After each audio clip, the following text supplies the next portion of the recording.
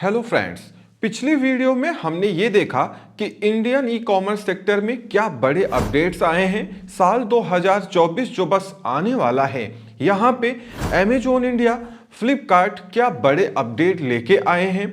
इन दोनों e commerce market places पे अब कौन से सेलर चल पाएंगे, कौन से सेलर नहीं चल पाएंगे, ये सारी बातें पिछली वीडियो में डिस्कस की जा चुकी हैं। सारे बड़े अपडेट्स हम लोग देख चुके हैं, जान चुके हैं। आप में से जो लोग नए जुड़े हैं वो पिछली वीडियो जरूर देख लें, वॉच कर लें। मैं उसको आई बटन पे भी लगा दूंगा, जिससे आपको ये पता लग जाएगा कि पिछले 2 महीनों में अमेजोन, फ्लिपकार्ट इंडिया में क्या कर रहे हैं। और अगर आप नए सेलर हैं या छोटे स्मॉल या मीडियम स्केल सेलर हैं और आप चाहते हैं साल 2024 में अमेजोन इंडिया और फ्लिपकार्ट पे अपने ई कॉमर्स बिजनेस को आगे ले जाना, तो अब आपको क्या करना पड़ेगा।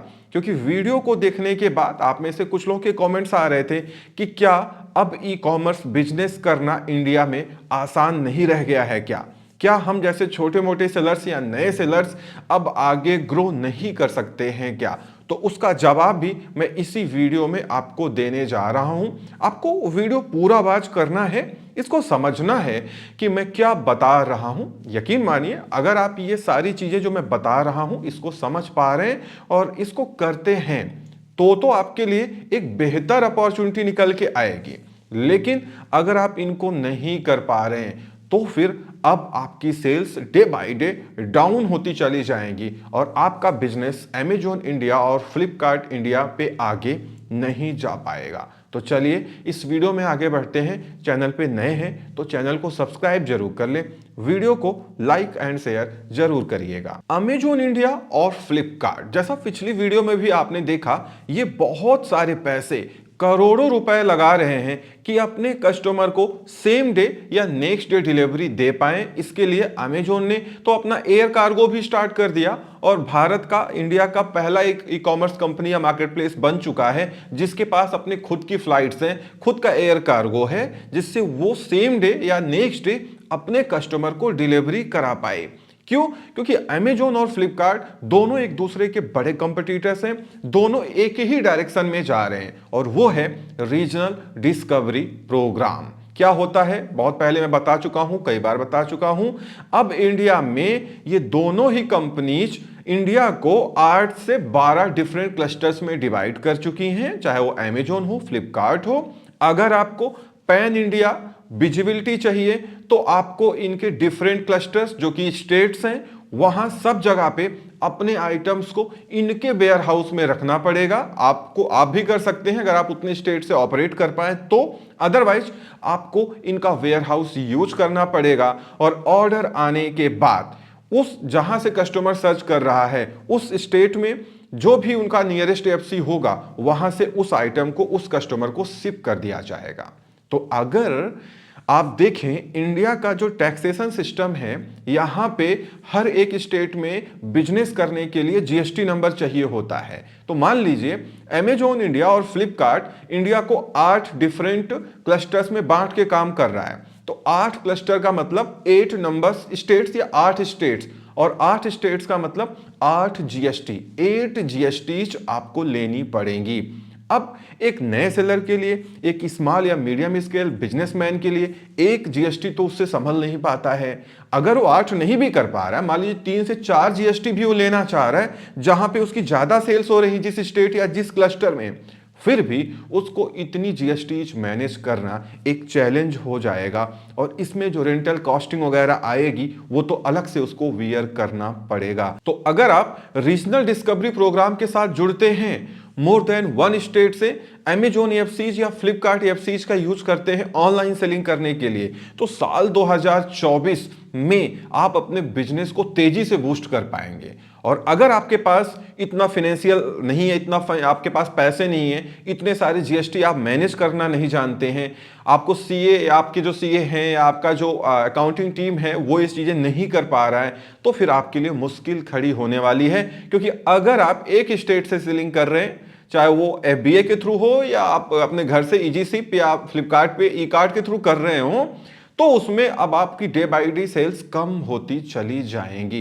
ये पहला चैलेंज है जो अब आप समझ पा रहे होंगे कि इससे आगे कैसे निकलना है। बात करते हैं सेकेंड पॉइंट की, सेकेंड चैलेंज की, वो है प्राइस कंपटीशन। अब प्राइस कंपटीशन में क्या है, ये दोनों ही ई कॉमर्स मार्केटप्लेसेस अमेजोन और फ्लिपकार्ट अपने एल्गोरिथम में पूरी तरीके से चेंज कर चुका है। यहां पे सिमिलर टाइप के प्रोडक्ट्स के प्राइसेस को कंपेयर किया जा रहा है थ्रू एआई सिस्टम। जो प्रोडक्ट आप बेच रहे हैं वही प्रोडक्ट या उससे मिलता जुलता प्रोडक्ट अगर आप महंगा बेच रहे हैं या आपसे कोई सस्ता बेच रहा है तो इनका एआई सिस्टम सबको कंपेयर कर देता है और उन लोगों की विजिबिलिटी डाउन कर देता है जो उस प्रोडक्ट्स को महंगा बेच रहे हैं और उनको बूस्ट करने लगता है जो सस्ता बेच रहे हैं अनटिल उनके प्रोडक्ट में कंप्लेन ना आए। ये प्रॉब्लम है कि अगर आप अपना प्रोडक्ट बेचना चाह रहे हैं तो एक सर्टेन पॉइंट के बाद आप चाह कर भी अपने प्राइस को बढ़ा नहीं सकते। अगर आप बढ़ाएंगे तो फिर आपकी सेल्स होना ही उस प्रोडक्ट की बंद हो जाएंगी या कम हो जाएंगी। तो एक सर्टेन पॉइंट के बाद जब प्राइस आप नहीं बढ़ा सकते तो जो मुनाफा है, जो मार्जिन है, वो डे बाय डे कम होता जा रहा है। ये भी एक बड़ा चैलेंज है कि आपके पास जब मुनाफा कम हो रहा है, सेल्स डाउन चल रही हैं, तो फिर नंबर ऑफ प्रोडक्ट्स को बढ़ाना पड़ेगा जिसमें आपके पास पैसे होने चाहिए, कैपिटल होना चाहिए। तो अगर उतने पैसे नहीं हैं, आप नए सेलर हैं, स्मॉल या मीडियम स्केल बिजनेसमैन हैं, तो आपको ये प्रॉब्लम क्रिएट जरूर होगी। और इससे कैसे निपटना है उसका सीधा सीधा फंडा है, आपके पास प्रॉपर पैसा होना चाहिए। जब प्रॉपर पैसा होगा तो ढेर सारे प्रोडक्ट होंगे। तो अगर सारे प्रोडक्ट से 2-3%, 10% भी बच रहा है तो फिर आपके लिए वो ज़्यादा हो जाएगा। लेकिन अगर आपके पास 10, 20, 50 प्रोडक्ट ही हैं तो फिर आपका मुनाफा, आपका मार्जिन कम हो रहा है। 2024 में और कम हो सकता है। बात करते हैं थर्ड पॉइंट की, that is warehouse management.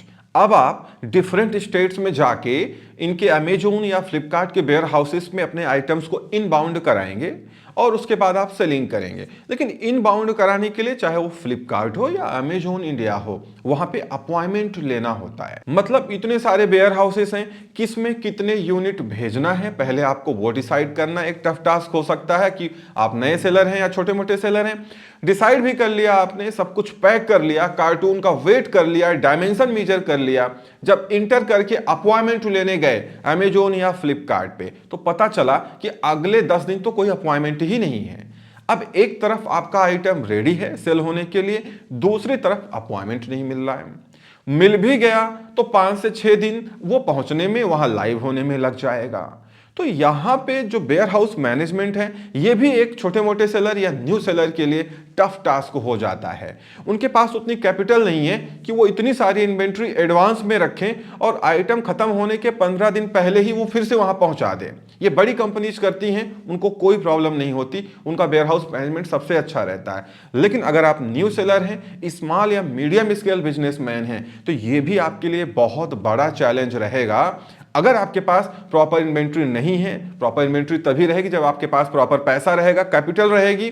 तो उसमें होगा क्या कि आपने आइटम मंगाया, अपॉइंटमेंट नहीं मिला, 5-10 दिन बाद मिला, मिल भी गया तो 5 से 7 दिन वो इन ट्रांजिट रहेगा, वहां लाइव होने में टाइम लगेगा। तो ये जो 15-20 दिन का डिले है ना, ये आपके बिजनेस को डुबा देगा या आपके बिजनेस को पीछे की तरफ ले जाएगा। तो इसको निपटने के लिए अब आपको प्रोएक्टिव रहना पड़ेगा और काफी सारी इन्वेंट्रीज अपने पास स्टोर करनी पड़ेंगी और उनको एडवांस में अमेजोन और फ्लिपकार्ट के वेयर हाउसेस में भेजनी पड़ेंगी। बात करते हैं लास्ट पॉइंट की, last but not least, that is campaign and ads. Amazon और फ्लिपकार्ट, जैसा आपने देखा इंडिया में ये दोनों ही कंपनीज घाटे में चल रही हैं। इसके लिए ऑलरेडी मैं वीडियो अपलोड कर चुका हूं। लेकिन इन दोनों ही कंपनीज को सबसे ज्यादा जो रेवेन्यू हुआ है वो कैंपेन और एड से हुआ है, जो हम सेलर्स रन करते हैं। तो इन दोनों ही कंपनीज ने अपने एल्गोरिथम में इस तरीके से चेंज किया है कि जो सेलर्स जितना ज्यादा एड्स रन करते हैं उनको उतनी ज्यादा सेल्स अपॉर्चुनिटी मिलती हैं, उनकी सेल्स उतने ज्यादा होने के चांसेस रहते हैं।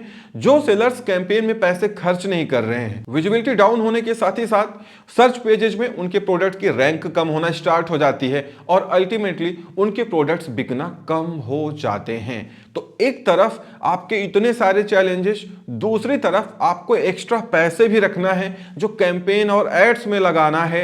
एक तरफ आपका जो मुनाफा है, प्रॉफिट है, वो कम हो रहा है क्योंकि ये कंपनी सेल प्राइस बढ़ाने पे आपकी विजिबिलिटी डाउन करने लगती हैं। तो इसीलिए ये सारे पॉइंट्स अगर आप इनसे निपट पा रहे हैं तो 2024 आपके लिए गोल्डन ईयर होगा और आप बहुत अच्छे से अपने बिजनेस को ग्रो कर पाएंगे। और अगर नहीं कर पा रहे हैं तो फिर चाहे आप नए सेलर हो या आप पुराने सेलर हो, कोई फर्क नहीं पड़ता है, आपका बिजनेस या आपकी sales day by day down होती चली जाएगी। और अगर आपको इनसे निपटना है तो आपके पास प्रॉपर मनी फंड होना चाहिए, प्रॉपर टीम होनी चाहिए। अगर आप एक दो लोग हो तो पूरा डेडिकेट होकर आपको काम करना पड़ेगा, बहुत सारे इन्वेंट्रीज या प्रोडक्ट्स ले आने पड़ेंगे, फिर आप अपने ई कॉमर्स बिजनेस को एक अच्छा बूस्ट दे सकते हैं।